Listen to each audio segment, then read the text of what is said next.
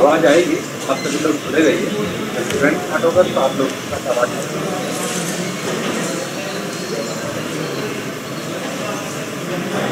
Good morning sir. आप कौन? Sir मैं आपका नया बॉडीगार्ड सेतु। सेतु? लेकिन मेरे पास तो ऑलरेडी बॉडीगार्ड्स हैं। सर मैं एक अलग टाइप का बॉडीगार्ड हूँ। कोरोना वायरस से आपकी बॉडी को सिर्फ सेतु ही गार्ड कर सकता है। कोरोना वायरस से? वो कैसे?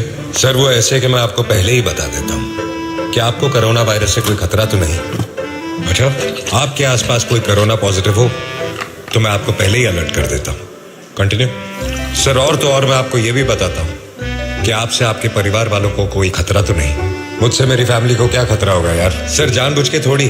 अगर अनजाने में आप किसी कोरोना पॉजिटिव इंसान के टच में आ गए तो मैं आपको फौरन अलर्ट कर दूंगा ताकि कहीं आप इस बीमारी को अपनी फैमिली तक न पहुंचा दें। और ये सब सिर्फ मेरे लिए, सिर्फ आपके लिए ही नहीं सर। भारत सरकार ने मुझे 130 करोड़ हिंदुस्तानियों की रक्षा के लिए हर एक का पर्सनल बॉडीगार्ड बनाया है। अरे कहां गया? टेंशन मत लीजिए सर, हर वक्त आपके फोन में एक ऐप बनकर रहूंगा। आप भी आज और अभी आरोग्य सेतु ऐप डाउनलोड करें। सेतु मेरा बॉडीगार्ड है और आपका भी।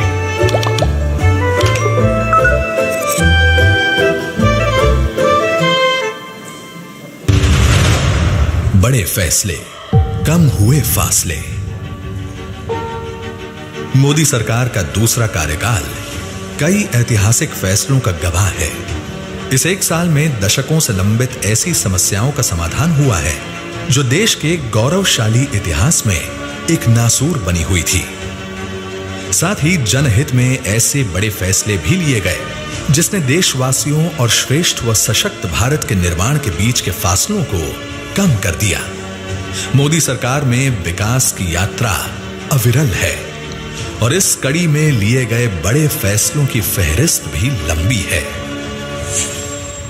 जल शक्ति मंत्रालय 31 मई 2019 को देश में पहली बार जल शक्ति मंत्रालय का गठन हुआ।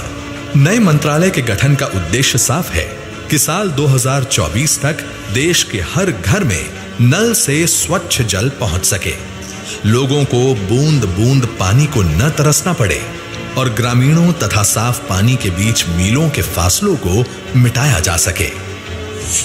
किसान सम्मान निधि का विस्तार 1 जून 2019 को मोदी सरकार ने किसान सम्मान निधि योजना का विस्तार करते हुए सभी किसानों को इसके दायरे में शामिल कर लिया।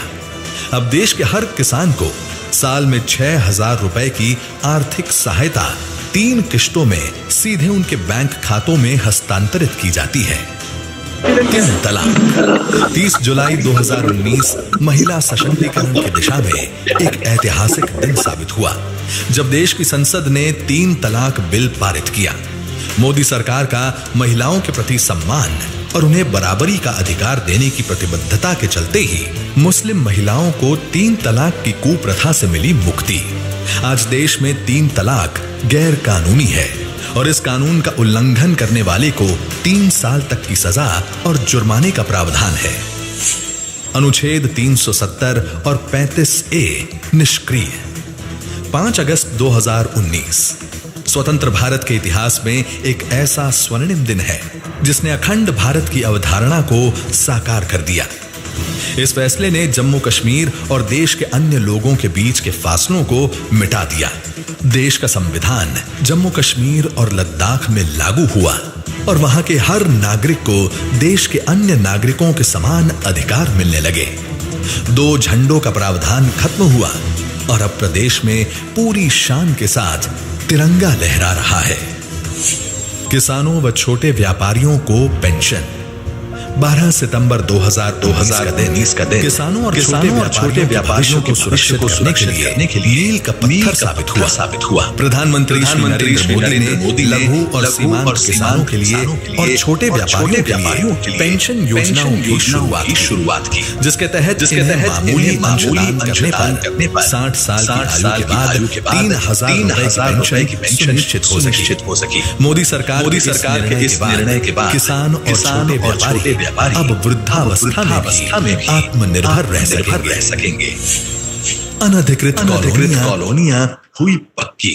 मोदी सरकार ने 23 अक्टूबर 2019 को दिल्ली के लोगों के हित में लिया ऐतिहासिक निर्णय और अनधिकृत कॉलोनियों में रहने वाले 40 लाख लोगों को न्यूनतम दरों पर उनके घरों का मालिकाना हक दे दिया। वर्षों से कच्ची कॉलोनी में रहने वाले ठीस पाले दिल्ली के ये लोग अब सम्मान की जिंदगी जी रहे हैं। क्षेत्रीय व्यापक आर्थिक भागीदारी RCEP किसानों और छोटे व्यापारियों को ध्यान में रखते हुए मोदी सरकार ने नवंबर 2019 में क्षेत्रीय व्यापक आर्थिक भागीदारी समझौते में शामिल नहीं होने का फैसला किया। इस फैसले से देश में अनुचित आयात बंद हुआ। यह फैसला किसानों, सूक्ष्म लघु एवं मझौले उपक्रमों, मैन्युफैक्चरिंग, फार्मा, केमिकल्स तथा डेयरी क्षेत्रों के लिए बहुत मददगार सिद्ध होने वाला है। राम मंदिर। देश की आस्था से जुड़ा अयोध्या में श्री राम मंदिर का मुद्दा दशकों तक स्वार्थ प्रेरित राजनीति के दुष्चक्र में फंसा रहा, लेकिन असंख्य राम भक्तों के बलिदान और भाजपा की अटूट प्रतिबद्धता का ही परिणाम था कि 9 नवंबर 2019 को सर्वोच्च न्यायालय के फैसले से राम जन्मभूमि पर भव्य राम मंदिर निर्माण का मार्ग प्रशस्त हुआ। मोदी सरकार ने भी मंदिर निर्माण के लिए तत्परता दिखाते हुए श्री राम जन्मभूमि तीर्थ क्षेत्र ट्रस्ट का गठन किया। आज अयोध्या में रामलला को चांदी के सिंहासन में सुशोभित किया जा चुका है। राम जन्मभूमि के समतलीकरण का कार्य प्रगति पर है। करतारपुर साहिब कॉरिडोर। सिखों के पवित्र तीर्थ स्थल करतारपुर के दर्शन को लेकर सिख समुदाय पिछले करीब 70 साल से सरकार से मांग कर रहा था, लेकिन राजनीतिक उदासीनता के चलते भारत दूरबीन से पवित्र गुरुद्वारे के दर्शन करने को मजबूर थे। 2019 सिख समुदाय की आस्था को सम्मान देते हुए हेलो हेलो हेलो आ रहे हेलो हेलो हेलो हेलो आ रहे। संशोधन कानून। 1950 में हुए नेहरू लियाकत समझौते के बाद पाकिस्तान में अल्पसंख्यकों पर अत्याचार बढ़ते ही गए। पाकिस्तान, अफगानिस्तान और बांग्लादेश में धार्मिक रूप से प्रताड़ित होकर जब ये अल्पसंख्यक भारत आए तो यहाँ की सरकारों ने भी इनके जख्मों पर मरहम लगाने की पहल नहीं की। 11 दिसंबर 2019 का दिन देश में रह रहे इन लाखों शरणार्थियों के लिए एक नया सवेरा लेकर आया, जब देश की संसद में नागरिकता संशोधन बिल सर्वसम्मति से हुआ। बिल पास होने के बाद पाकिस्तान, बांग्लादेश और अफगानिस्तान से 31 दिसंबर 2014 से पहले भारत आए हिंदू, बौद्ध, जैन, पारसी, सिख, ईसाई समुदाय के लोगों को भारत की नागरिकता मिलने का रास्ता साफ हुआ। हाँ आ रहा है। ब्रू रियांग और बोडो समझौता। Channel number. दशकों से लंबित ब्रू रेफ्यूजी समस्या का समाधान हो या 50 वर्ष पुरानी बोडो समस्या, मोदी सरकार ने इन दोनों समस्याओं के सार्थक और शांति प्रिय हल निकाले गए। बोडो समझौते से जहां असम की अखंडता का मार्ग प्रशस्त हुआ, वहीं बेहतर भविष्य की नींव भी मजबूत हुई। प्रधानमंत्री गरीब कल्याण योजना। लॉकडाउन के दौरान गरीबों और जरूरतमंदों की तत्काल सुध लेते हुए मोदी सरकार ने 26 मार्च 2020 को 1.7 लाख करोड़ रुपए की प्रधानमंत्री गरीब कल्याण योजना की घोषणा की। इसके अंतर्गत गरीबों को मुफ्त खाद्यान्न, मुफ्त गैस सिलेंडर, महिला जनधन खाता धारकों को 3 महीने के लिए 500 रुपए की आर्थिक सहायता व प्रधानमंत्री किसान सम्मान निधि के तहत किसानों को 2000 रुपए देने की घोषणाएं भी की गई। रिजर्व बैंक ऑफ इंडिया ने भी अर्थव्यवस्था को मजबूती देने और देनदारों को राहत देने के लिए महत्वपूर्ण कदम उठाए और सभी प्रकार के टर्म लोन की ईएमआई पर पहले 3 महीने मार्च, अप्रैल और मई की छूट दी गई। जब लॉकडाउन और बढ़ा तो ये छूट भी 3 महीने और बढ़ाकर 31 अगस्त तक कर दी गई। महामारी रोग संशोधन अध्यादेश। कोरोना संकट के समय निस्वार्थ भाव से कोरोना के इलाज में लगे डॉक्टर्स के लिए सरकार ने 22 अप्रैल 2020 को विशेष सुरक्षा चक्र तैयार किया। यह अध्यादेश लाकर डॉक्टरों और स्वास्थ्य कर्मियों पर हमले करने वालों पर कठोर दंड और जुर्माने का प्रावधान किया गया। आत्मनिर्भर भारत पैकेज न सिर्फ कोरोना संकट में देश और जरूरतमंदों को उबारने के लिए बल्कि देश में संरचनात्मक सुधार लाकर को आत्मनिर्भर बनाने के लिए मोदी सरकार करीब 20 लाख करोड़ रुपए का आत्मनिर्भर पैकेज लेकर आई है। इसमें लेबर, लॉज, लैंड, लिक्विडिटी से संबंधित क्षेत्रों में आमूलचूल परिवर्तन किए गए हैं। सभी क्षेत्रों में ढांचागत सुधार कर एक लॉन्ग टर्म विजन के साथ भारत आत्मनिर्भरता की ओर आगे बढ़े और भविष्य की किसी भी चुनौती का सामना दृढ़ता से कर सके, ऐसी परिकल्पना के साथ इस पैकेज का खाका बुना गया है। एक साल में मोदी सरकार 2.0 के बड़े फैसलों ने ये साबित कर दिया है कि देशवासियों की आकांक्षाओं की पूर्ति के लिए वो संकल्पबद्ध है, चाहे कितनी भी बड़ी वैश्विक आपदा क्यों ना आ जाए। मोदी सरकार देश सेवा में हर पल अविरल और अनवरत समर्पित रहेगी। तभी तो कहते हैं कि मोदी सरकार ने अपने दूसरे कार्यकाल में जब राष्ट्र में लिए बड़े फैसले तो कम हुए हैं फासले।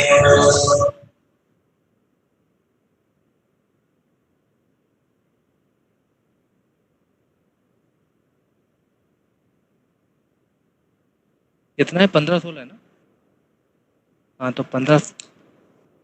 भारतीय जनता पार्टी की ओर से पूरे देश में आ रहा है? नरेंद्र मोदी सरकार के द्वितीय कार्यकाल के पहले वर्ष के समाप्ति पर आ रहा है ना जनसंवाद रैलियों का जो आयोजन हो रहा है, उसी क्रम में आज महाराष्ट्र प्रदेश की, ये उत्तर महाराष्ट्र की जनसंवाद रैली हो रही है।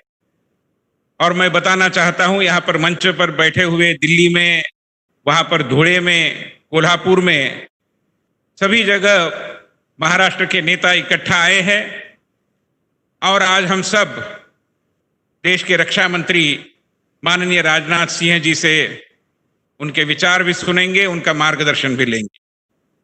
मैं बताना चाहता हूं कि आज का जो कार्यक्रम है, एक दृष्टि से राजनीतिक क्रियाकलापों के इस देश के इतिहास में एक नया अध्याय इस वर्चुअल रैली के द्वारा हम लिख रहे हैं।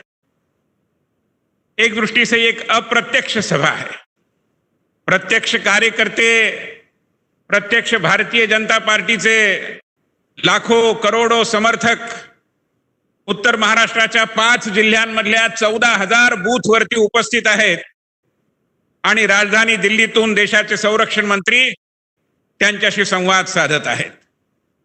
आणि म्हणून देशाच्या राजकीय इतिहासात ही या प्रकारची पहिली सभा आहे महाराष्ट्रामध्ये घडत असलेली, जी प्रत्यक्ष कार्यकर्त्यांच्या सहभागातून, लोकांच्या सहभागातून घडत असलेली एक प्रकारची अप्रत्यक्ष सभा आहे। आणि या सभेमध्ये आज धुळ्यामध्ये आमचे माजी राज्यमंत्री श्रीयुत सुभाषजी भामरे, जे धुळ्याचे अत्यंत लोकप्रिय संसद सदस्य आहेत, लोकसभेचे खासदार आहेत, जळगावचे आमचे तरुण तडफदार नेते माजी मंत्री श्रीयुत गिरीशजी महाजन त्या ठिकाणी आहेत, आमचे नंदुरबार जिल्ह्यात आणि धुळे जिल्ह्यात आपलं प्रभाव क्षेत्र निर्माण केलेले एक तरुण तडफदार कार्यकर्ते माजी मंत्री जयकुमार रावळजी देखील त्या ठिकाणी आहेत। कोल्हापुरामध्ये आमचे प्रदेशाचे अध्यक्ष सन्माननीय चंद्रकांत दादा पाटील हे देखील उपस्थित आहेत। आणि म्हणून मी सुरुवातीला धुळ्यात या मंचावरती उपस्थित असलेल्या सर्वांना विनंती करतो की त्यांनी पंडित श्यामाप्रसाद मुखर्जी आणि दीनदयाळ उपाध्याय यांच्या चित्रावरती माल्यार्पण करून त्यांना अभिवादन करून या सभेची सुरुवात करावी.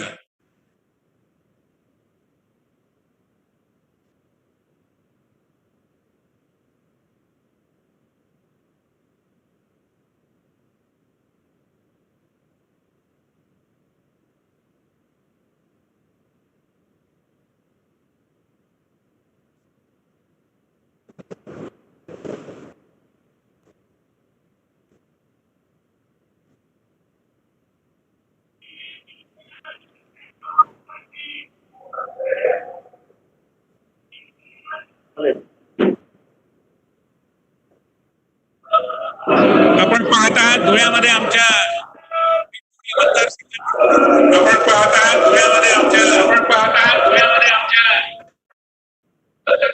विरोधी पक्षनेते श्री प्रवीण दरेकर, विधान परिषदेतले विरोधी पक्षनेते प्रवीण दरेकर हे देखील उपस्थित आहेत. या अप्रत्यक्ष सभांच्या योजनाची ज्यांच्याकडे जबाबदारी आहे ते आमचे माजी मंत्री चंद्रशेखर बावनकुळे हे देखील या ठिकाणी उपस्थित आहेत. त्याचबरोबर भारतीय जनता पार्टीच्या राष्ट्रीय महामंत्री आणि महाराष्ट्राच्या प्रभारी श्रीमती सरोज पांडे या देखील या कार्यक्रमामध्ये उपस्थित आहेत. अशा पद्धतीने एकाच वेळी 3 ठिकाणाहून नेत्यांच्या सहभागाने या सभेचं आयोजन आपण करतो आहोत आणि एका नव्या अभिनव पद्धतीने नव्या तंत्रज्ञानाचा उपयोग करून थेट लोकांशी राजधानी दिल्लीतून देशाचे संरक्षण मंत्री संवाद साधत आहेत. मैं माननीय रक्षा मंत्री जी को यहां पर बताना चाहूंगा कि ये जो सभा हो रही है जिसमें महाराष्ट्र के 5 जिलों के 14,000 बूथों पर इस सभा में लाखों कार्यकर्ता और भारतीय जनता पार्टी के प्रति आस्था रखने वाले हमारे कई सारे मतदाता भी सहभागी हो रहे हैं. और इन 5 जिलों की एक विशेषता है, इन सारे जिलों ने महाराष्ट्र के इतिहास में अपना एक स्थान निर्माण किया है और ये उत्तर महाराष्ट्र का वही प्रदेश है जहां पर अहमदनगर, नासिक, धुले, नंदुरबार और जलगांव ये 5 जिले हैं. और महाराष्ट्र जिन 2 पर्वतों के लिए जाना जाता है, सह्याद्री और सातपुड़ा, ये दोनों पर्वत इस उत्तर महाराष्ट्र प्रदेश में आते हैं. एक दृष्टि से उत्तर महाराष्ट्र की ये जो पहली सभा है हमारी अप्रत्यक्ष सभाओं की श्रृंखला का ये प्रारंभ है. और आज जब इस नरेंद्र मोदी सरकार के 1 साल के पूर्ण होने के निमित्त एक राष्ट्रीय अभियान के तहत ये जनसंवाद यहां पर हो रहा है, मैं सभी को बताना चाहता हूं जो कार्यकर्ता अपने अपने बूथ पर एकत्रित आकर मतदाताओं के साथ इस सभा में सहभागी हो रहे हैं. यहां पर दिल्ली में आदरणीय रक्षा मंत्री श्री राजनाथ सिंह जी, जो भारतीय जनता पार्टी की पूर्व राष्ट्रीय अध्यक्ष भी है, इसके पहले देश के गृह मंत्री का दायित्व भी जिन्होंने निभाया था, ऐसे आज के प्रमुख अतिथि के रूप में हमें मार्गदर्शन करेंगे. उनके साथ मंच पर देश के पर्यावरण मंत्री जो महाराष्ट्र से है, माननीय नामदार श्री प्रकाश जावड़ेकर जी भी हमारे मध्य में उपस्थित है. पूर्व केंद्रीय वाणिज्य मंत्री माननीय श्री सुरेश प्रभु जी भी हमारे मध्य में उपस्थित है. और भारतीय जनता पार्टी के राष्ट्रीय उपाध्यक्ष जो स्वयं इस उत्तर महाराष्ट्र के अहमदनगर जिले से आते हैं, श्री श्याम जाजू भी हमारे मध्य में उपस्थित है. मैं इसके पहले की प्रारंभ में कुछ प्रस्तावना के रूप में कहूं, मैं श्रीमान प्रकाश जावड़ेकर जी से अनुरोध करता हूं कि वे पटका ओढ़ते हुए आदरणीय राजनाथ सिंह जी का यहां पर स्वागत करें, अभिनंदन करें. हम जहां भी हो तालियों की बौछार करते हुए इस कार्यक्रम में सहभागी होना है. धुले में हो, कहां भी हो. देखिए, दिल्ली अभी दिल्ली में नहीं है, दिल्ली आपकी गली गली में आ चुकी है. और जितने भी सारे हमारे कार्यकर्ता हैं विभिन्न बूथों पर इस कार्यक्रम में सहभागी हो रहे हैं, सगळ्यांना माझं आवाहन आहे की त्यांनी या ठिकाणाहून जे आवाहन केलं जाईल त्या आवाहनाला पूर्ण मनपूर्वक त्यांनी प्रतिसाद द्यावा. धुळे, कोल्हापूर या 2 ठिकाणच्या मंचावरून आणि दिल्लीतल्या आमच्या नेत्यांच्या उपस्थितीत संपन्न होत असलेल्या सभेमध्ये सहभागी होणाऱ्या विविध 14,000 मतदान केंद्रांवर उपस्थित असलेल्या भारतीय जनता पार्टीच्या लाखो कार्यकर्त्यांना मी अभिवादन करतो आणि त्यांचं या बैठकीत हार्दिक स्वागत करतो. ही जी सभा आज या ठिकाणी योजली आहे, मी सुरुवातीला सांगितलं त्याप्रमाणे एका केंद्रीय योजनेचा भाग आहे आणि सरकारच्या 1 वर्ष पूर्ती निमित्त आम्ही लोकांमध्ये जाऊन आमच्या कामाचा हिशोब द्यायला या ठिकाणी आलेलो. भारतीय जनता पार्टी निवडणुकीच्या वेळी तर लोकांमध्ये येतेच, प्रचार करतेच, आपल्याला मतदानाचं आवाहन करते, विनंती करते, पण सत्तेमध्ये आल्यानंतर प्रत्येक वर्षी आम्ही आमच्या केलेल्या कामाचा अहवाल देतो. कारण लोकशाहीमध्ये या प्रकारची जबाबदारीची जाणीव ही भारतीय जनता पार्टीची वैशिष्ट्यपूर्ण भूमिका आहे आणि म्हणून मतदार राजाला आम्ही जबाबदार आहोत. मतदार राजाच्या आशा आकांक्षांची पूर्ती करण्याकरता आम्ही सत्तेमध्ये आलेलो आहोत आणि म्हणून आमचा गोरगरीब शेतकरी असेल, कामगार असेल, श्रमिक असेल, आमचे शिक्षक बांधव असतील, या सगळ्यांच्या ज्या अपेक्षा आहेत, खूप मोठ्या अपेक्षा भारतीय जनता पार्टीच्या माननीय पंतप्रधान नरेंद्र मोदी यांच्या नेतृत्वाखालील या सरकारकडून जनतेच्या आहेत. त्या अपेक्षांची जाणीव असल्यामुळेच गेल्या वर्षभरात या सरकारने एका मागोमाग एक वचनपूर्तीचं एक फार मोठं अभियान एक प्रकारे हातामध्ये घेतलं. आपण सगळेजण जाणतो की गेल्या 1 वर्षभरामध्ये अनंत अडचणींना तोंड देत या सरकारने आपली मार्गक्रमणा यशस्वीरित्या चालू ठेवली, पुढे नेली आणि देशाला प्रगतीच्या एका नव्या टप्प्यावर घेऊन जाण्याचा आपला संकल्प सिद्ध केला. काश्मीरच्या 370व्या कलमाचा विषय असेल, तलाक पीडित मुस्लिम महिलांना न्याय देण्याची भूमिका असेल, किंवा जे आमचे शेजारी राष्ट्रांमधले अन्यायग्रस्त बांधव आहेत त्यांना भारताचं नागरिकत्व देण्याच्या बाबतीतली तत्परता असेल, भारतीय जनता पार्टीने दिलेलं प्रत्येक आश्वासन पूर्ण करण्याचा संकल्प केला आणि आपण सगळेजण जाणतो की आता तर राम मंदिराचं कामकाज देखील सुरू झालेलं आहे. भगवान श्रीरामाचं मंदिर अयोध्येमध्ये राम जन्मभूमीच्या ठिकाणी बांधण्याची सगळी तयारी आता झाली आणि म्हणून मित्रांनो, हा वचनपूर्ती वर्षाचा एक कालखंड आपण बघितलेला आहे. ही गोष्ट खरी आहे की याच काळामध्ये 1 वर्ष पूर्ण होण्याच्या आतच कोरोनाच्या संकटाने आपल्या सगळ्यांसमोर एक प्रकारे आव्हान उभं केलं. पण या आव्हानाचा अत्यंत हिमतीने मुकाबला करण्याकरता माननीय पंतप्रधान नरेंद्र मोदी यांच्या नेतृत्वाखाली सगळा देश एकवटला गेला.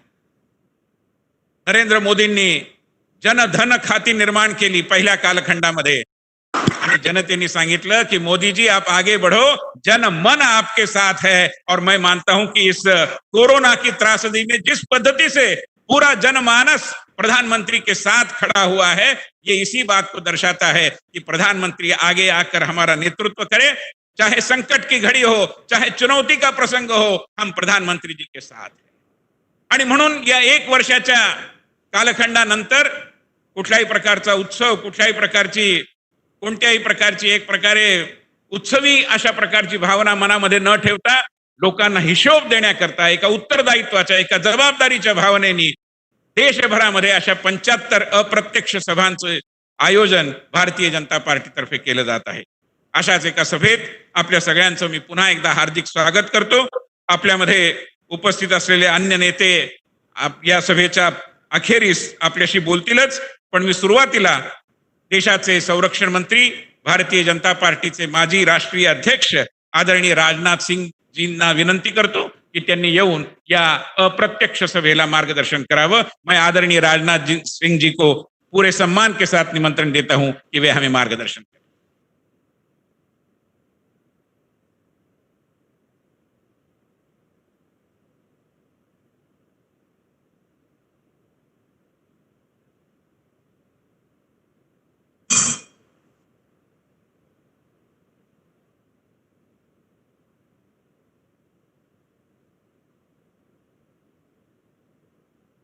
भारतीय जनता पार्टी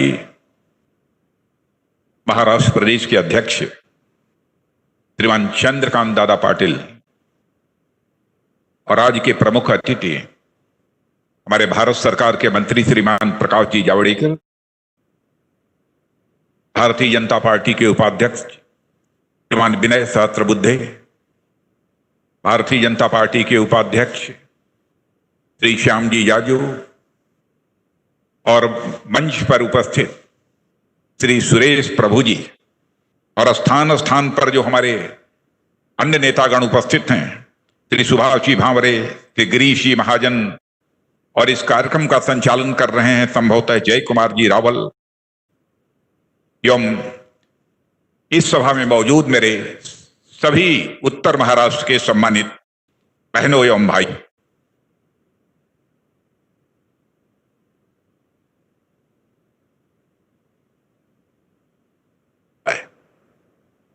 और उत्तर महाराष्ट्र के आप सभी बहनों भाइयों से लंबे अरसे के बाद मेरा मिलना हो रहा है, इसलिए सबसे पहले मैं अपनी तरफ से शीश झुकाकर उत्तर महाराष्ट्र के सभी बहनों भाइयों का हार्दिक अभिनंदन करता हूं। आप सभी का मैं स्वागत करता हूं। उत्तर महाराष्ट्र के प्रति आभार भी व्यक्त करना चाहता हूं। चाहे 2014 का चुनाव रहा हो, चाहे 2019 का लोकसभा चुनाव रहा हो, चाहे महाराष्ट्र का विधानसभा चुनाव रहा हो, बहनों भाइयों, आपने भारतीय जनता पार्टी को अपनी पार्टी मानकर भरपूर समर्थन देने का काम किया है, इसलिए मैं आप सबके प्रति आभार व्यक्त करना चाहता हूं। 2014 में जब हमारे प्रधानमंत्री नरेंद्र भाई जी मोदी के नेतृत्व में आपने सरकार बनाई, देश की जनता की अपेक्षाएं बहुत बड़ी थी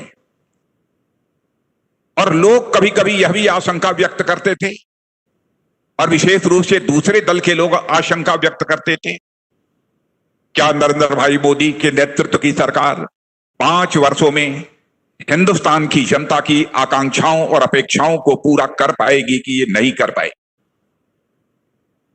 लेकिन 2014 के बाद 5 वर्षों का समय गुजर जाने के बाद जब पुनः लोकसभा के चुनाव हुए, तो बहनों भाइयों, उत्तर महाराष्ट्र ने ही नहीं बल्कि सारे हिंदुस्तान ने हमारे प्रधानमंत्री नरेंद्र भाई मोदी के कामकाज पर अपनी पक्की मुहर लगा दी और 2014 से भी अधिक सीटों पर भारतीय जनता पार्टी को विजय दिलाकर भारत की संसद में भेजा।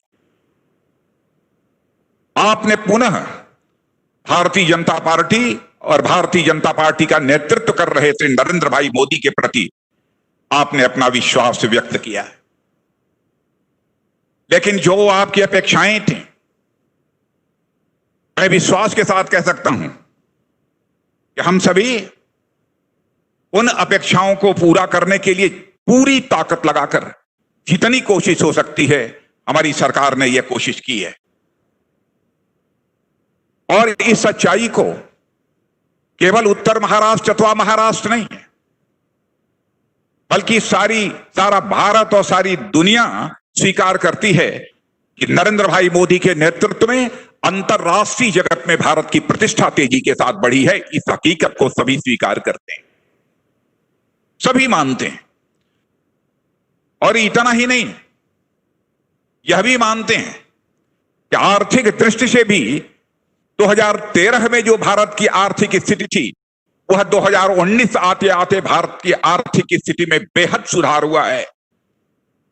और जो भारत अर्थव्यवस्था के आकार के मामले में 2013 में जब कांग्रेस नेतृत्व की यूपीए सरकार थी, उस समय दुनिया के देशों में 9वें स्थान पर था, वह हम लोगों ने अपने प्रधानमंत्री मोदी जी के नेतृत्व में उस भारत को लाकर 2019 आते आते दुनिया के देशों में 5वें स्थान पर लाकर खड़ा कर दिया। और हमारे देश की अर्थव्यवस्था, सभी इस हकीकत को स्वीकार करते हैं, विश्व की फास्टेस्ट ग्रोइंग इकोनॉमी, विश्व की सर्वाधिक तेजी से आगे बढ़ने वाली अर्थव्यवस्था यदि इस समय किसी देश की है तो वह भारत की है। इस सच्चाई को सभी स्वीकार करते हैं। मेरे बहनों भाइयों, जब हमारा भारत इतनी तेजी के साथ आगे बढ़ रहा था और 2019 के बाद जो सरकार बनी, हम लोगों की यह कल्पना ही नहीं, हम लोगों का यह संकल्प था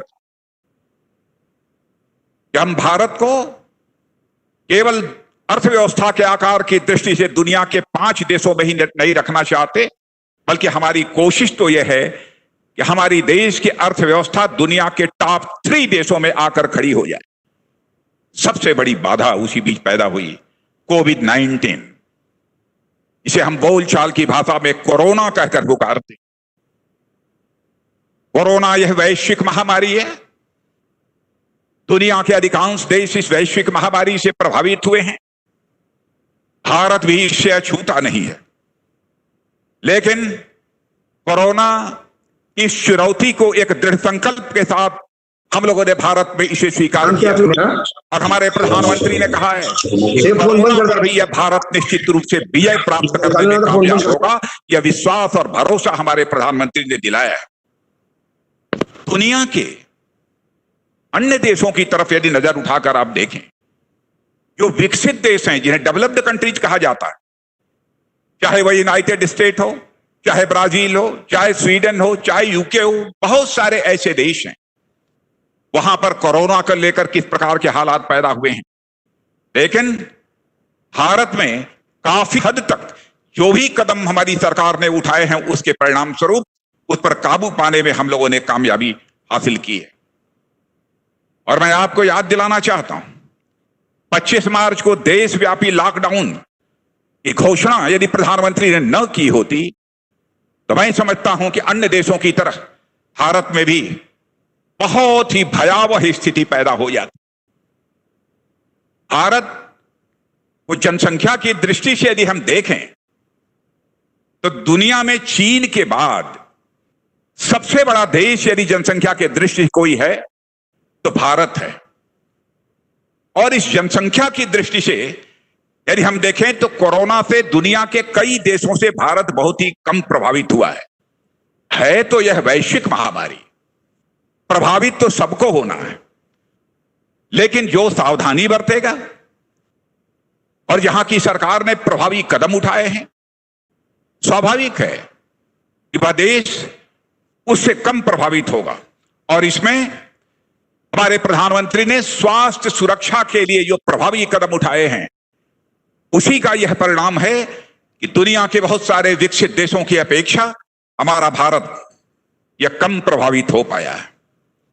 यह संकट कितना बड़ा है, यह महाराष्ट्र के लोगों को बताने की जरूरत नहीं है। महाराष्ट्र और विशेष रूप से मुंबई कितनी बुरी तरह इससे प्रभावित हुआ है, आप सभी अच्छी तरह जानते हैं। केवल महाराष्ट्र कोरोना के संकट से ही प्रभावित नहीं हुआ है, बल्कि एक निसर्ग तूफान का भी संकट महाराष्ट्र की जनता को झेलना पड़ा है। इसके बावजूद मैं महाराष्ट्र की जनता का अभिनंदन करना चाहता हूं। इन 2 बड़े संकटों के बावजूद महाराष्ट्र की जनता पूरी ताकत के साथ, पूरी मजबूती के साथ खड़ी है। और क्यों न खड़ी हो? क्योंकि महाराष्ट्र के बारे में जानता हूं कि महाराष्ट्र की धरती यह छत्रपति महाराज शिवाजी की धरती है। शिवाजी जैसे प्रतापी और संकल्पी योद्धा से प्रेरणा लेने का काम महाराष्ट्र की जनता करती है। और मुश्किल क्षणों में अपना रास्ता बनाने की कला यदि किसी को सीखनी होती है तो छत्रपति महाराज शिवाजी के जीवन इतिहास से वह कला सीखते हैं। लेकिन कोरोना को लेकर किस प्रकार के हालात महाराष्ट्र में पैदा हुए हैं, सचमुच समस्त देशवासियों के लिए वह एक गंभीर चिंता का विषय है। भारत सरकार का जहां तक प्रश्न है, भारत सरकार इस महाराष्ट्र में पैदा हुई कोरोना की चुनौती को से निपटने के लिए जितना अधिकतम सहयोग हो सकता है वो हमारी सरकार उस मामले में सहयोग कर रही है। लेकिन महाराष्ट्र में जब कभी मैं टेलीविजन के पर्दे पर देखता हूं कि कोई कोरोना का मरीज टेलीफोन करता है एम्बुलेंस बुलाने के लिए, 16-16 घंटे तक एम्बुलेंस नहीं पहुंचती है तो वह पैदल चलने के लिए मजबूर हो जाता है, तो दिल को बेहद पीड़ा होती है।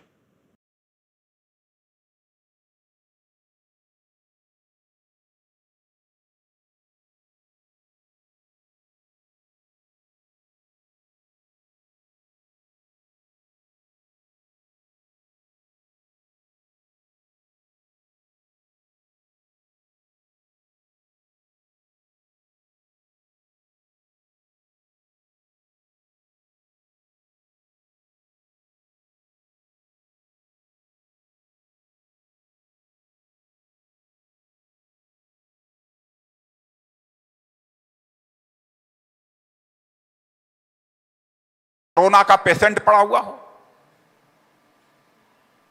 तो लगता है कि क्या वहां सरकार नाम की कोई चीज नहीं है? क्या इसीलिए महाराष्ट्र में यह सरकार बनी थी?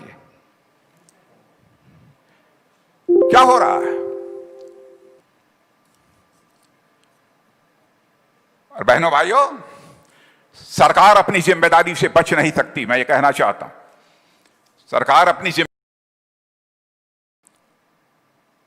लेकिन फिर भी सरकार को जो भी जरूरत होगी इस संकट से निपटने के लिए हम पूरी तरह से मदद करने को तैयार हैं। 3 दलों को मिलाकर सरकार बनी है और जिस सरकार में एक पूर्व मुख्यमंत्री भी हो, वहां के दिग्गज नेता, माने जाने देश के नेता शरद पवार साहब के हाथों में हो, फिर भी यह सरकार इतनी अक्षम और दिशाहीन होगी, इसकी तो मैं कभी कल्पना भी नहीं कर सकता। ऐसी सरकार जिसकी बागडोर शरद पवार जी जैसे दिग्गज नेता के हाथों में हो और जिस सरकार में एक मुख्यमंत्री भी मंत्री के रूप में जिम्मेदारी संभाल रहा हो, और उस सरकार की ऐसी हालत, और उस राज्य की सरकार के रहते हुए उस राज्य में कोरोना नंबर के मामले में वह राज्य नंबर 1 का एक राज्य बन जाए। यदि देखना है तो महाराष्ट्र के मुकाबले देखिए उत्तर प्रदेश में, देखिए कर्नाटक के बेंगलोर में, वहां की सरकारों ने संक्रमण को किस तरीके से नियंत्रित करने में कामयाबी हासिल की है। क्या यदि मैं यह कहूं कि यह महाराष्ट्र की सरकार की अक्षमता है तो यह कहना उचित नहीं होगा। लड़ना चाहिए कोरोना से, इस संकट से निजात दिलानी है महाराष्ट्र की जनता को।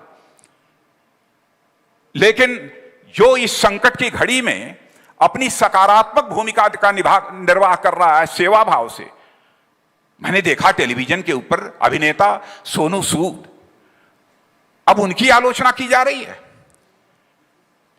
जो कि इस कोरोना के संकट में फंसे हुए मजदूरों की मदद कर रहे हैं। हमारी सरकार ने भी मजदूरों के लिए किस किस प्रकार की योजनाएं बनाई है, अभी अभी आप लोगों ने यहां पर पर्दे के ऊपर देखा होगा, जिसकी की चर्चा हो रही थी। लगता है कि महाराष्ट्र में सरकार के नाम पर सर्कस हो रहा है।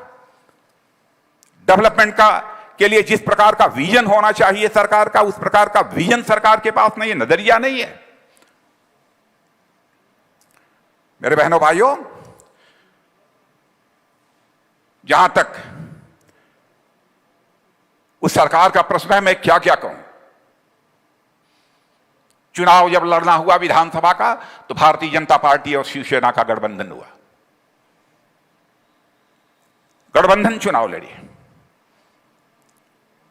लेकिन गठबंधन के बाद सत्ता की हविस में भारतीय जनता पार्टी को धोखा दिया गया।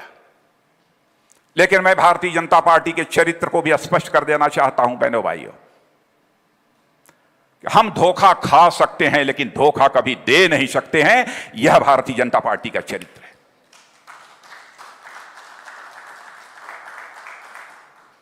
जनता चाहती थी कि देवेंद्र फडणवीस जी वहां के मुख्यमंत्री बने, क्योंकि उनके शासनकाल में विकास का रथ महाराष्ट्र में जितनी तेजी के साथ दौड़ रहा था उससे आप अच्छी तरह परिचित हैं। लेकिन एक पार्टी जो हमारे साथ गठबंधन करके चुनाव लड़ी थी, उसका स्वार्थ वह जनभावना पर भारी पड़ गया। विश्वास नहीं होता है मेरे बहनों भाइयों, क्या वही पार्टी है जिसे हमारे पूज्य बाला साहब ठाकरे ने बनाया था। और मैं यही कहना चाहूंगा उस सरकार से कि महाराष्ट्र को इस संकट से निजात दिलाने के लिए जो कुछ भी आप करना चाहेंगे, क्योंकि सीधे केंद्र कुछ नहीं कर सकता है, हम आपकी पूरी तरह से मदद करने को तैयार हैं। और मैं पुनः आपको महाराष्ट्र की जनता को विश्वास दिलाना चाहता हूं कि कोरोना संकट पर हम लोग विजय प्राप्त करके ही रहेंगे मेरे बहनों भाइयों।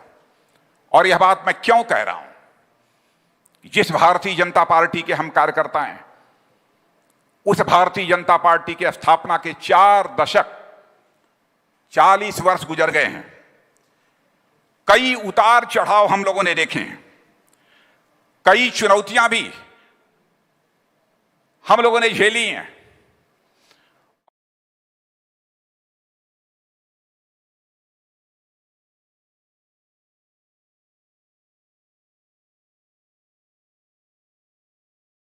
संसद में केवल 2 सीटों पर विजय प्राप्त हुई थी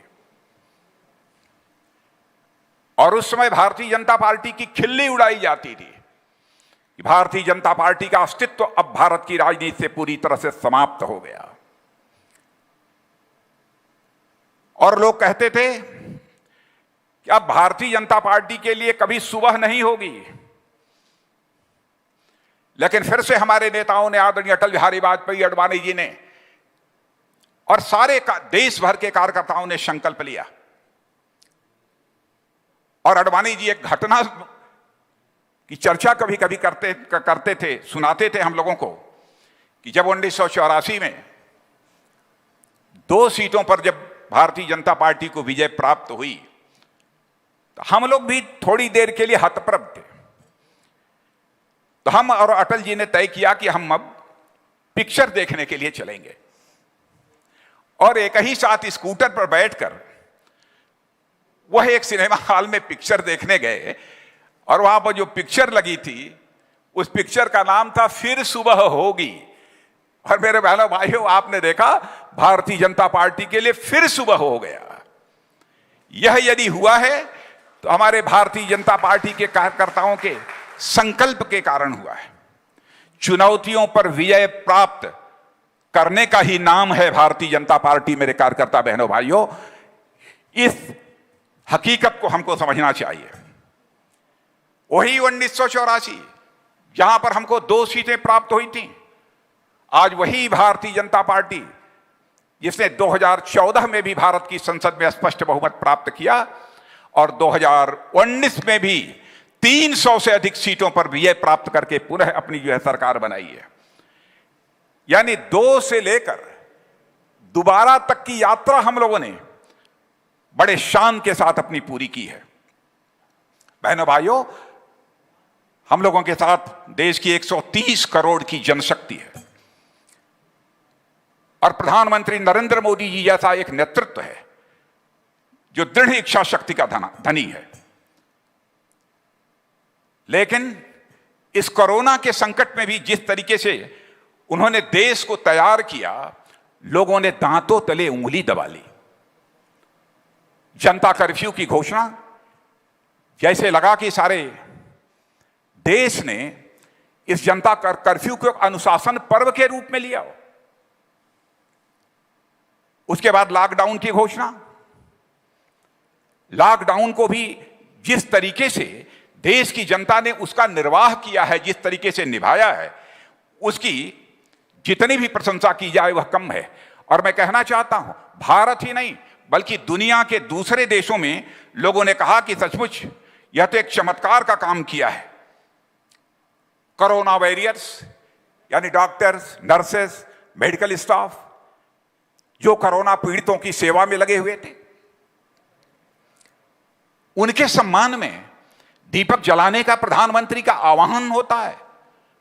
सारा देश दीपक जलाने के लिए घरों से निकल पड़ता है, आह्वान होता है, तालियां बजाकर उनका अभिनंदन करने का, थाली बजाकर अभिनंदन करने का। सारा देश जो है आगे निकल पड़ता है। यह सब जो कुछ भी हुआ, यह देश की सामूहिक संकल्प शक्ति नहीं है तो मेरे बहनों भाइयों इसे मैं क्या कहूंगा। और कोरोना के संकट को लेकर भारत ने जो तैयारियां की हैं उसकी वर्ल्ड हेल्थ ऑर्गेनाइजेशन ने भी प्रशंसा की है। लेकिन हमारी राजनीति विरोधियों को मित्रों रास नहीं आ रही है, जबकि इस हकीकत को देख रहे हैं कि हमारी रिकवरी रेट भी काफी अच्छी है। भले ही हमारी यह रिकवरी रेट अच्छी हो, लेकिन अभी हम संतुष्ट नहीं हैं इससे। इसलिए मैं कहना चाहता हूं कि हमारी महाराष्ट्र की जो सरकार है कम से कम महाराष्ट्र की ठीक तरीके से वह चिंता करे। लेकिन जब मैं देखता हूं एक जो उसके साझीदार हैं, एक जो पार्टनर है कांग्रेस पार्टी के नेता राहुल गांधी कहते हैं, राहुल जी कहते हैं हम सरकार में तो शामिल हैं लेकिन हम निर्णय में नहीं शामिल हैं। इसका क्या मतलब होता है? यानी संकट की घड़ी में सीधे अपना पल्लू झाड़ लेना कि सरकार के कामकाज से हमारा कोई लेना देना नहीं है। और बहनों भाइयों, यह कोई नई बात राहुल जी ने कही हो ऐसा नहीं है। कांग्रेस का चरित्र है और उनका शौक है power without responsibility. Power without responsibility यह उनका शौक है। वो अपनी जिम्मेदारी नहीं समझ रहे हैं। सरकार चला रहे हैं तो कम से कम संकट की घड़ी में तो मिलजुल कर चलाइए। आज एक मंत्री कुछ बोलता है, दूसरे घटक का मंत्री कुछ बोलता है, तीसरे घटक का मंत्री कुछ बोलता है। राजनीति केवल सत्ता का सुख भोगने के लिए नहीं की जाती है। राजनीति यदि की जाती है तो समाज की सेवा करने के लिए राजनीति की जाती है, देश की सेवा करने के लिए राजनीति की जाती है। लेकिन कांग्रेस का चरित्र है। और मित्रों, कांग्रेस पार्टी तो इतनी दिशाहीन हो चुकी है, इतनी डायरेक्शनलेस हो चुकी है कि 2019 का जो लोकसभा चुनाव हुआ है, इस लोकसभा चुनाव में इतनी भी सीटें प्राप्त नहीं हुई कि उन्हें विपक्षी दल की लोकसभा में मान्यता प्राप्त हो सके। इतनी भी सीटें उनको नहीं मिल पाई। लेकिन जो भी सारी परिस्थितियां हैं, इन्हीं परिस्थितियों में हमें आगे का रास्ता ढूंढना है और पूरी ताकत के साथ, मजबूती के साथ उसी रास्ते पर हमको अपने कदम आगे बढ़ाते जाना।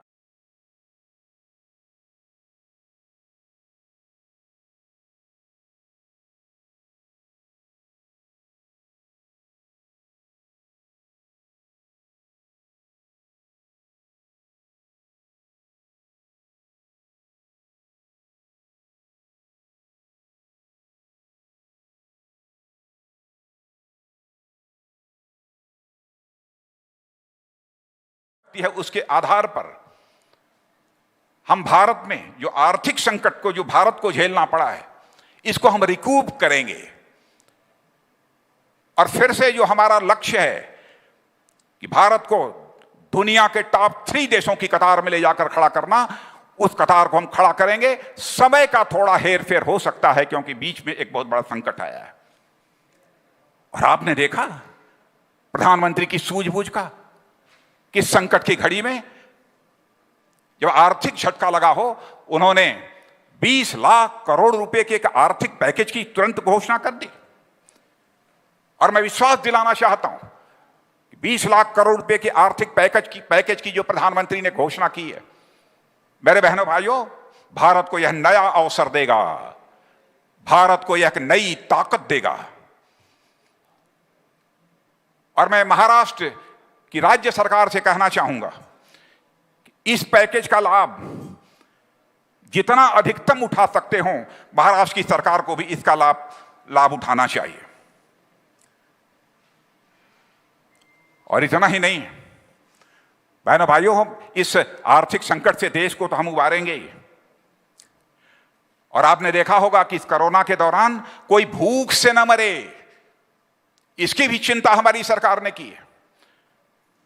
प्रधानमंत्री गरीब कल्याण योजना, मुफ्त में गल्ले बांटे गए। इस संकट की घड़ी में मुफ्त में गैस सिलेंडर बांटे गए। यानी गरीब को बहुत दौरान कोई भूख से न मरे, इसकी भी चिंता हमारी सरकार ने की है। प्रधानमंत्री गरीब कल्याण योजना, मुफ्त में गल्ले बांटे गए। इस संकट की घड़ी में मुफ्त में गैस सिलेंडर बांटे गए। यानी गरीब को बहुत अधिक संकट से न गुजरना पड़े, इसकी चिंता की। प्रवासी मजदूरों का जहां तक प्रश्न है, ट्रेन हमारी तैयार थी, लेकिन महाराष्ट्र की सरकार ने जिस प्रकार से सहयोग करना चाहिए था, जो सूची तैयार होनी चाहिए थी प्रवासी मजदूरों की, वह तैयार न होने के कारण हमारे प्रवासी मजदूर भाइयों को भी कठिनाइयों का सामना करना पड़ा है। और मैं आपको यकीन दिलाना चाहता हूं, महाराष्ट्र की जनता को यकीन दिलाना चाहता हूं, अब तक तो जो भी समय गुजरा है 6 वर्षों का, हमारी सरकार ने सारे वह बुनियादी काम किए हैं कि आने वाले कल में हमारा भारत एक आत्मनिर्भर भारत बनकर खड़ा हो। इसके लिए जो भी काम हो सकता है हमारी सरकार ने किया है। क्या कभी आप कल्पना कर सकते हैं 60 वर्ष तक लगातार जो राजनीतिक पार्टी हुकूमत की हो, उसके बावजूद भी 18,500 गांव इस देश में ऐसे हों जहां तक कि बिजली की रोशनी न पहुंची हो,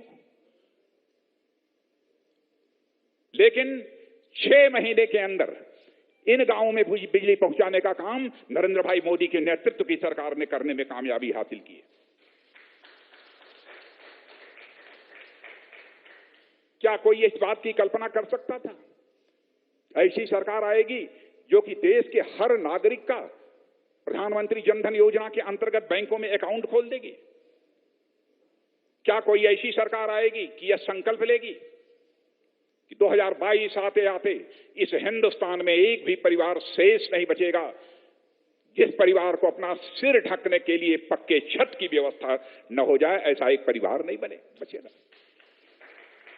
बुनियादी आवश्यकताओं में आप जानते हैं, गरीब तो कभी कल्पना भी नहीं कर सकता था कि गरीब के घर में कभी शौचालय बनेगा। 10 करोड़ से अधिक शौचालय बनवाने का काम हमारे प्रधानमंत्री ने किया है। और बहनों भाइयों, गरीब पहले बीमार होता था, 100-200 हजार रुपए न होने के कारण, 50 रुपए न होने के कारण बीमारी के हालत में दम तोड़ देता था, लेकिन उसकी चिंता करने वाला कोई नहीं था। लेकिन हमारे प्रधानमंत्री को यह बर्दाश्त नहीं था। आयुष्मान भारत योजना चला दी, यानी प्रतिवर्ष 5 लाख रुपए तक का मुफ्त इलाज होगा। मैं दावे के साथ कह सकता हूं कि दुनिया के किसी भी देश में इस प्रकार की स्वास्थ्य सुरक्षा योजना लागू नहीं है जो कि हमारे प्रधानमंत्री ने हमारे देश में लागू किया। क्या हमारे बहनों ने कभी सोचा होगा, बड़ी बड़ी अट्टालिकाओं में, बड़े घरों में हमारी बहनें जब देखती थीं धुआं नहीं निकल रहा है घर से, एलपीजी गैस सिलेंडर उनके घर में है, उससे खाना बनता है, मन में उनके भी ललक पैदा होती रही होगी, लेकिन उनकी मजबूरी थी। घर घर में 8 करोड़ से अधिक परिवारों तक एलपीजी गैस सिलेंडर पहुंचाने का काम भी हमारी सरकार ने किया। इतना ही नहीं, भविष्य को लेकर भी कोई भी गरीब अपने जीवन में पूरी तरह से आश्वस्त रहे, उस संकट से निपटने के लिए उन्होंने व्यवस्था कर दी। गरीब है, छोटा दुकानदार है, व्यापारी है, मजदूर है, 60 साल की आयु के बाद पेंशन की सुविधा उसे मुहैया कराई जाएगी। यह सब सारी मनुष्य की बुनियादी आवश्यकताएं जो होती हैं उनको पूरा करने के लिए यह सब सारे कदम हमारी सरकार ने उठाए। 1 नेशन 1 राशन कार्ड, यानी गरीब यदि महाराष्ट्र में है, यदि उसके पास राशन कार्ड है तो वह मणिपुर में भी चला जाएगा, सिक्किम में भी चला जाएगा, तो भूख से नहीं मरने पाएगा। उस राशन कार्ड के माध्यम से वह सस्ता अनाज प्राप्त कर सकता है, फूड ग्रेन प्राप्त कर सकता है। यह सुविधा यदि किसी ने मुहैया कराई है तो हमारी सरकार ने मुहैया कराई है। गांव, गरीब और किसानों की चिंता करने वाली सरकार है। मेरे बहनों भाइयों, मैं जानता हूं आप सब जो बैठे हैं यहां पर, नासिक के लोग हैं, अहमदनगर के लोग हैं, धुलिया के लोग हैं, जलगांव के लोग हैं, नंदुरबार के लोग हैं। नासिक का अंगूर कोई भूल नहीं सकता, जलगांव का केला भी कोई नहीं भूल सकता। मैं अच्छी तरह जानता हूं क्या हालत है इन गांवों की। मैं वहां के किसानों को बतलाना चाहता हूं, पहले आपकी मजबूरी थी कि आप जो कुछ भी पैदा करते हैं जो भी अनाज पैदा करते हैं, जो भी चीज पैदा करते हैं, आपको जो लोकल मंडी होती थी वहां बेचने के लिए आपको जाना, यह आपकी मजबूरी होती थी। लेकिन एपीएमसी एक्ट को समाप्त करके उसमें संशोधन करके हमारी सरकार ने एक बहुत बड़ा काम किया है। एक देश और एक बाजार, एक देश और एक बाजार। आप अपना माल कहीं भी भारत में यदि बेचना चाहते हैं तो अपना माल पूरे भारत में कहीं पर बेच सकते हैं। वैसे ही इसेंशियल कमोडिटीज एक्ट में भी हमारी सरकार ने एक संशोधन किया है। अब अपना माल कहीं ले जाइए निधड़क होकर, कोई चेक नहीं करेगा, कहीं रखिए, कहीं बेचिए। अब आपसे कोई पूछने वाला नहीं है, कहीं सप्लाई करना हो तो कीजिए। यानी हमारे देश के किसानों के साथ वर्षों से जो अन्याय चला आ रहा था, उस अन्याय से निजात दिलाने का काम हमारी सरकार ने किया है। और मेरे किसान भाई वहां बैठे हैं, हमारे आदिवासी भाई भी बैठे हैं, और मैं जानता हूं नंदुरबार के भी हमारे आदिवासी भाई हैं। और आदिवासी भाई बहनों, हम अच्छी तरह जानते हैं कि आपकी जो आदिवासी संस्कृति है वह केवल महाराष्ट्र तक ही जानी पहचानी नहीं जाती। हमारे आदिवासी भाइयों की संस्कृति यह सारे भारत में जानी और पहचानी जाती है। उस संस्कृति को बढ़ावा देने के लिए भी हमारी सरकार ने कई कदम उठाए हैं,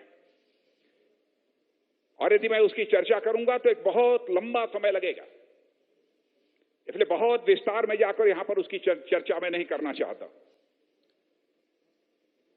और मैं यही कहना चाहता हूं, खेती में भी आप निजी निवेश करना चाहते हैं, विदेशी निवेश करना चाहते हैं, जितना करें, लेकिन हमारे प्रधानमंत्री का एक संकल्प है, सारी कठिनाइयों के बावजूद 2022 आते आते हम अपने भारत के किसानों की आमदनी को दोगुना करेंगे। यह हमारी सरकार का संकल्प है, और इस संकल्प को हम पूरा करके ही रहेंगे।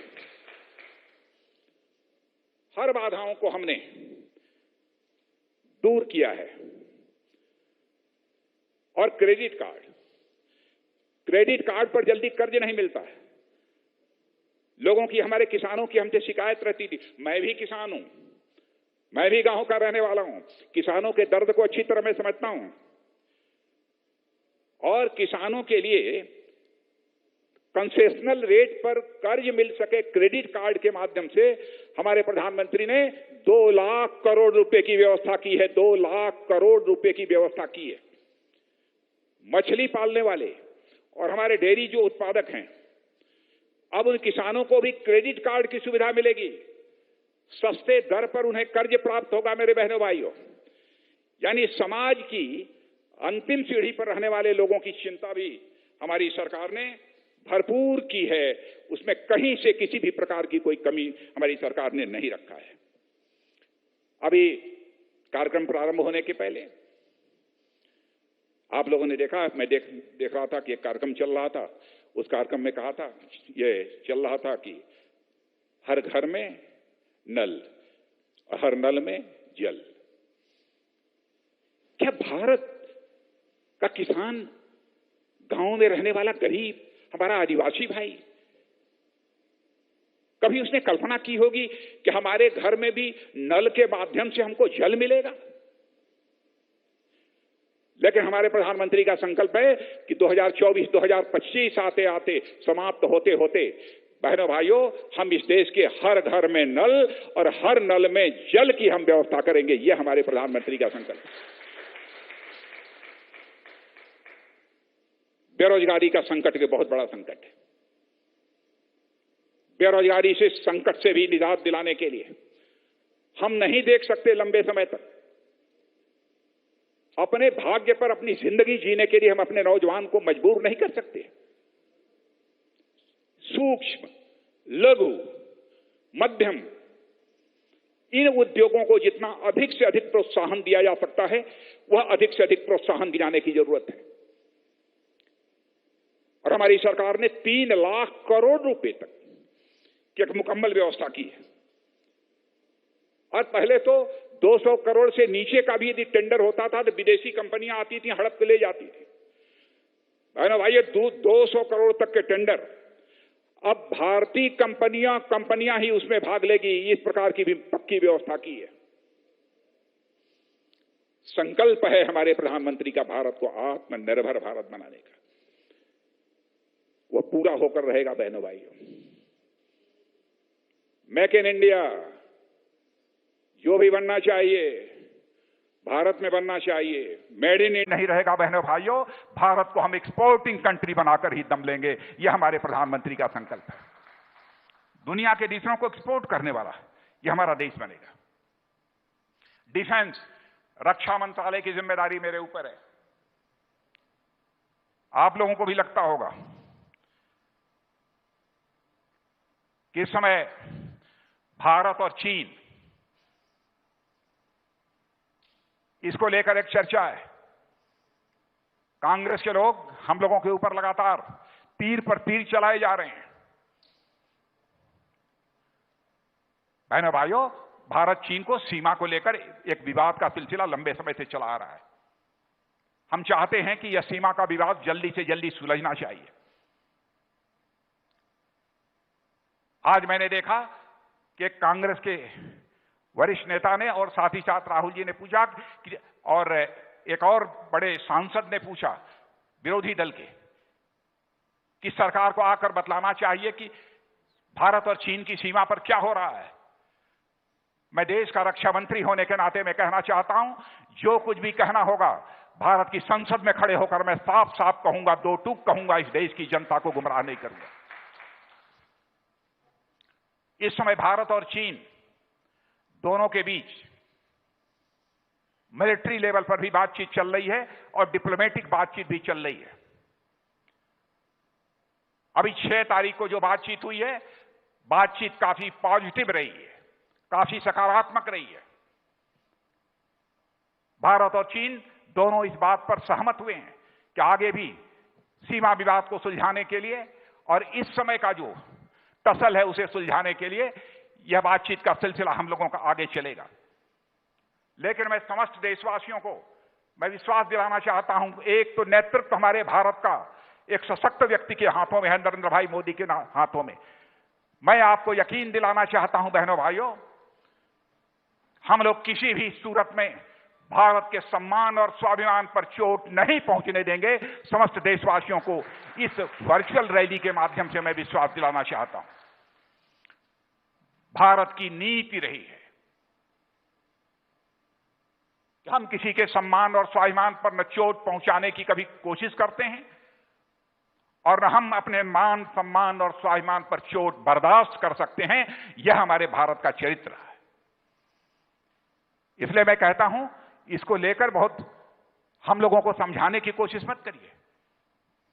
दो देशों का विवाद हो, दलगत भावनाओं से ऊपर उठकर सबको एक साथ खड़े होना चाहिए। आप जब हम मांग रहे हैं, आप अपनी पार्टी की हालत देखिए।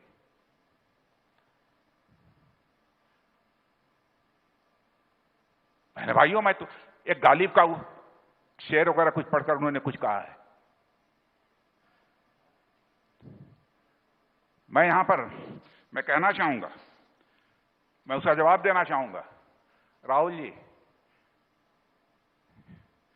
हाथ में दर्द हो, हाथ में दर्द हो तो दवा कीजिए। यदि हाथ ही जब दर्द हो तो क्या कीजिए? हाथ में दर्द हो तो दवा कीजिए, यदि हाथ ही जब दर्द हो तो क्या कीजिए? क्या कहेंगे? हमारे देश की सेना शौर्य और पराक्रम पर विश्वास होना चाहिए। इस प्रकार की बातें नहीं की जानी चाहिए। और बहनों भाइयों, मैं तो कभी कल्पना नहीं कर सकता किसी राजनीतिक पार्टी का कोई व्यक्ति इस तरीके से देश की सुरक्षा को लेकर कुछ कहेगा। और एक बात मैं यह भी कहना चाहता हूं मेरे बहनों भाइयों, भारतीय जनता पार्टी का एक चरित्र रहा है, आप भी अच्छी तरह जानते हैं। जो हम लोगों ने कहा वो हमने किया। हमारे वर्ड्स और डीड्स, हमारे कृति और कथन में कभी अंतर नहीं रहा है। और इस देश में नेताओं की कृति और कथन वर्ड्स और डीड्स में अंतर होने के कारण ही भारत की राजनीति और भारत के नेताओं पर से जनता का विश्वास कम होता चला गया। लेकिन भारत की राजनीति में पैदा हुए इस विश्वास के संकट को हमारे देश के प्रधानमंत्री श्री नरेंद्र भाई मोदी ने दूर करने में कामयाबी हासिल की है। मैं कहता हूं हम सभी सारे देशवासियों के द्वारा उनका अभिनंदन किया जाना चाहिए। जो कहा करके दिखाया। धारा 370 भारतीय जनसंघ के रूप में जो हमारी राजनीतिक यात्रा चल रही थी, उस समय देश से वादा किया था। सरकार जो पूर्ण बहुमत मिला उसे करके दिखाया। 35A उसे समाप्त करके हमने दिखा दिया। सिटीजनशिप अमेंडमेंट बिल, नागरिकता कानून, उसे पास करके हमने दिखा दिया। एनआरसी के संबंध में निर्णय ले लिया। और राम जन्मभूमि, बहनों भाइयों, लोग कहते थे वोट हासिल करने के लिए इस प्रकार के मुद्दे लेकर चुनाव के मैदान में भारतीय जनता पार्टी आती है। बहनों भाइयों, हमने देश को अंधेरे में रखकर कभी चुनाव नहीं लड़ा है। देश को अंधेरे में रखकर हमने राजनीति नहीं की है। देश को विश्वास में लेकर हम लोगों ने राजनीति की है। और आज आप देख रहे हैं कि राम जन्मभूमि के निर्माण का मार्ग प्रशस्त हो गया। निर्माण इस समय अयोध्या की धरती पर भगवान रामलला का हो रहा है, मंदिर का, और जल्दी ही यह पूरा होने वाला है। मैं समझता हूं कि महाराष्ट्र के लोग भी बड़ी संख्या में वहां पर दर्शन करने के लिए आएंगे। G7 में भी भारत की हैसियत जो बढ़ी है, G7 की बैठक में भी भारत को आमंत्रित किया है। यह भी एक हम लोगों के लिए सुखद सूचना है। लेकिन मैं यही कहना चाहूंगा अंत में कि राष्ट्र को यदि आगे ले जाना है तो उसमें महाराष्ट्र की एक सर्वाधिक भूमिका होगी, बड़ी भूमिका महाराष्ट्र की होगी। और मुझे विश्वास है कि महाराष्ट्र वो अपनी अहम भूमिका का निर्वाह करेगा। और मैं जानता हूं महाराष्ट्र में बहुत सारे महापुरुष पैदा हुए। यहां पर मैं चर्चा करना चाहूंगा लोकमान्य बाल गंगाधर तिलक की, जिनकी पुण्यतिथि का 100वां वर्ष है। उन्होंने पूर्ण स्वराज का एक नारा दिया था देश में। पूर्ण स्वराज का भी हमारा लक्ष्य पूरा होगा। स्वराज का ही नहीं, सुराज का भी, स्वराज के साथ सुराज का भी हम लक्ष्य हासिल करके रहेंगे बहनों भाइयों, ये आपको विश्वास दिलाते हैं। और आत्मनिर्भर भारत का यह जो नारा है, यह हम लोगों के लिए केवल नारा नहीं है, हमारे लिए घोष वाक्य है। और जब तक हम आत्मनिर्भर नहीं बनेंगे तब तक हम सम्मान की जिंदगी, आत्मसम्मान की जिंदगी हम नहीं जी सकते। इस सच्चाई को भूलना चाहिए, नहीं भूलना चाहिए। और इतना ही अंत में कहना चाहूंगा, अब भारत जिस तरीके से आगे बढ़ रहा है, अब भारत को एक भारत श्रेष्ठ भारत बनने से दुनिया की कोई ताकत नहीं रोक सकती। मेरे बहनों भाइयों, इन्हीं शब्दों के साथ पुनः आप सबका अभिनंदन करते हुए अपना निवेदन समाप्त करता हूं। आप सबको बहुत बहुत धन्यवाद।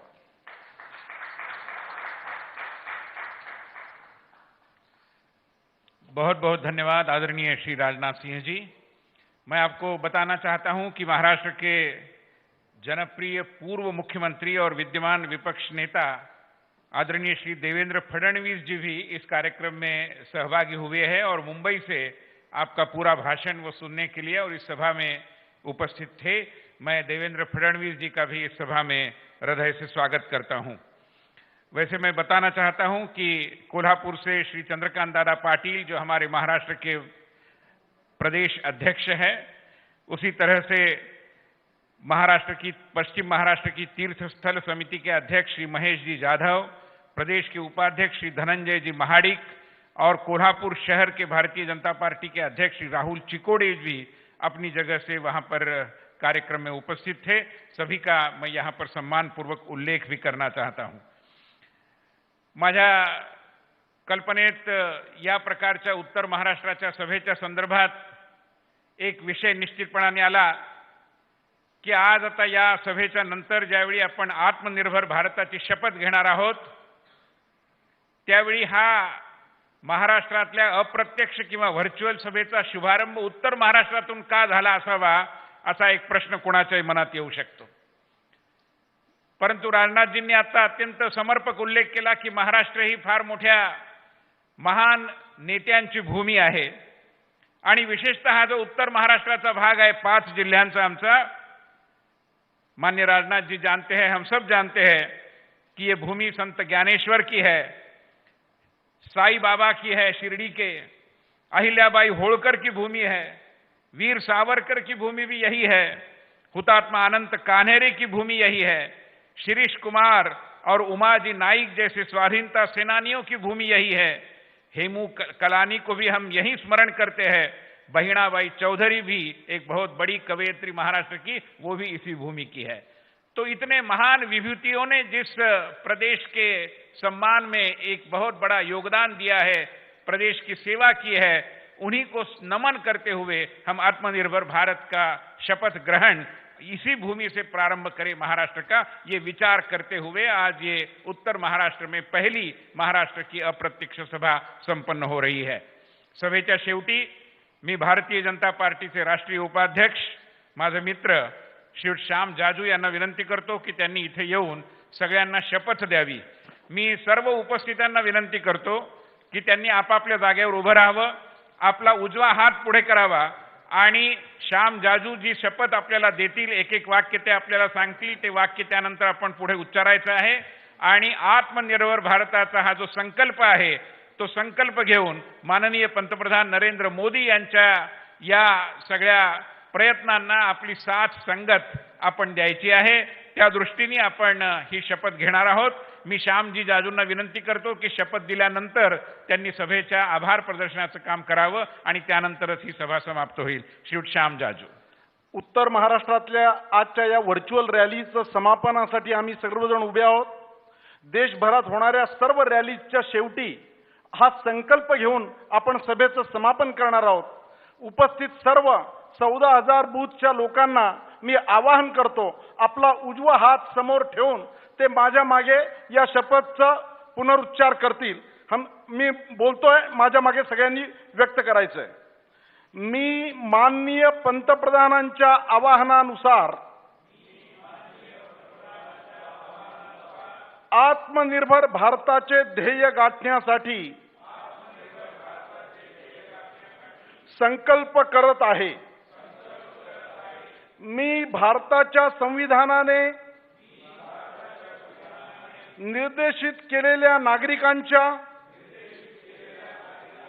कर्तव्याचे पालन करीन। मी राष्ट्रीय एकात्मतेची भावना,